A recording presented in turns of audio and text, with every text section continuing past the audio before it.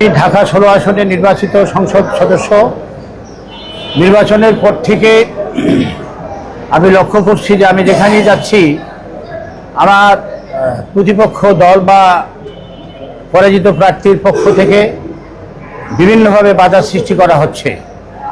আমি মসজিদে গেলেও সেখানে বাধা দেওয়া হয়, বাইরে যে কোনো কর্মসূচিতে গেলেও বাধা দেওয়া হয়। আমি জনগণের দ্বারা নির্বাচিত, নির্বাচনের পর থেকে আমি বিভিন্ন এলাকায় নির্বাচনের পূর্বের মতোই অনেকটা গণসংযোগ করে তাদেরকে ধন্যবাদ জানাচ্ছি এবং তাদের কাছ থেকে আমার দায়িত্ব পালনের সহযোগিতা চাচ্ছি, কিন্তু প্রত্যেকখানে বাধার সম্মুখীন হচ্ছি। আজকে আমি আমার নিয়মিত কর্মসূচির অংশ হিসেবে রূপনগর থানার চলন্তিকা মোড়ের পূর্ব পাশের মল্লিকা মসজিদে আসরের নামাজ পড়তে এসেছি। এখানে আসরের নামাজ শেষে উঠে আমি মুসলিমদেরকে সালাম দেওয়ার সঙ্গে সঙ্গে বাধা দেওয়া হয় আমাকে কথা বলার জন্য, এবং মসজিদের ভিতরে একটা ভয়ানক উত্তেজনা সৃষ্টি করা হয়। এক পর্যায়ে মনে হলো তারা পূর্ব প্রস্তুতি নিয়ে এখানে এসছে এবং তারা আমাকে বাধা দেওয়াই তাদের উদ্দেশ্য। তারা কিছুতেই আমাকে কথা বলতে দেবে না। আমি এখনো মসজিদের মধ্যে আছি। অনেক বাকবিতণ্ডার পর তারা আমার সঙ্গী সাথী যারা এসেছিল তাদেরকে অনেকে মারধর করেছে, অনেকে আহত করেছে। আমার সঙ্গে যে ক্যামেরাম্যান তার কাছ থেকে ক্যামেরা ছিনিয়ে নিয়েছে, একাধিক মোবাইল তাদের হাত থেকে কেড়ে নিয়েছে। আমি বুঝলাম না একটি গণতান্ত্রিক সমাজে এটা কী ধরনের আচরণ। আমি নির্বাচিত সংসদ সদস্য, আমি তো জনগণের কাছে যাবই। আমি জনগণের কাছে যাব, তাদের ভালো মন্দ শুনব। আমরা চাঁদাবাজির বিরুদ্ধে কঠোর অবস্থান গ্রহণ করায় আমরা ময়লার টাকা নিয়ে যে এখানে লুটতরাজ হচ্ছে, ময়লার টাকা মানুষের কাছ থেকে নেওয়া হয় 100 টাকা, 120 টাকা, 150 টাকা, কিন্তু ময়লা যারা পরিবহন করে তাদেরকে দেওয়া হয় মাত্র 40 টাকা। অবশিষ্ট টাকাগুলো এই স্থানীয় নেতৃবৃন্দ ভোগ করে। এইসব বিষয়ে নিয়ে পদক্ষেপ গ্রহণ করার পর থেকে তারা অনেকটা পাগলা কুকুরের মতো আমার উপরে হামলে পড়ছে। আমি এটার প্রতিকার চাই। আমি প্রশাসনের দৃষ্টি আকর্ষণ করছি। আমি একজন নির্বাচিত সংসদ সদস্য, প্রশাসনের উচিত আমার নিরাপত্তা বিধান করা। আমার সঙ্গে আজকে পুলিশ ছিল, কিন্তু সে পুলিশের আচরণ মোটেই সন্তোষজনক ছিল না। পুলিশ বরং আমার সঙ্গী সাথীদেরকে নিবৃত্ত করার চেষ্টা করছে, যাতে তারা আরও সুযোগ পেয়েছে। আমার পাশেই যে একটা ছেলে আছে, তাকে কিভাবে আঘাত করা হয়েছে, তার সমস্ত শরীর ক্ষতবিক্ষত করে ফেলা হয়েছে, তার জামা ছিঁড়ে ফেলা হয়েছে, তার মোবাইল ছিনিয়ে নিয়েছে। এটাকে একটি গণতান্ত্রিক সভ্য সমাজের কোনো নিয়ম হতে পারে? এরকম একাধিক মানুষকে মারছে। আপনারা এখন শুনতে পারেন তাদের মুখ থেকে কথা।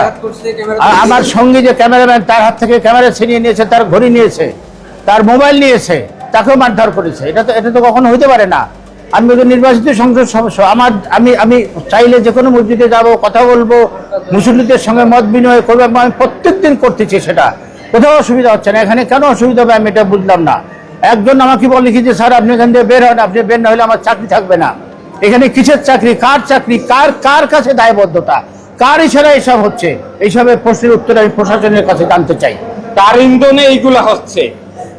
আওয়ামী লীগ করছে, তার থেকে এরা আরো বেশি করতেছে। কুকুরের মতো হয়ে গেছে। কুকুরে কামড় দেওয়া যায় না, কামড় দিলে তবে মুকুর দেওয়া যায়। এই মুকুরটা দিতে হবে, এই মুকুরটাই দিতে হবে।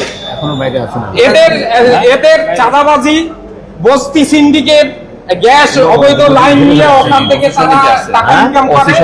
এরপর হচ্ছে এছাড়াও তারা এখানে বসে মামলা করবো।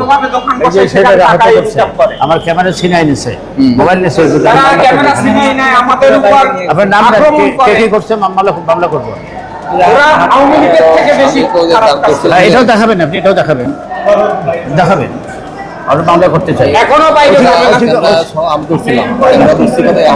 আমার টাইনে নিয়ে দেখেন, ওরা কিসের অধিকার এখানে আছে? ওদেরকে বিশ্বাস করতে পারে না।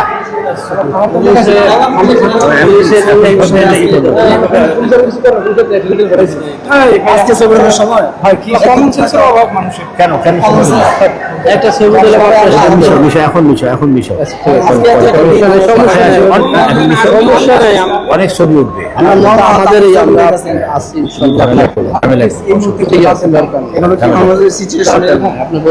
তোমার অসুবিধা হবে। হ্যাঁ, কোনো অসুবিধা নেই।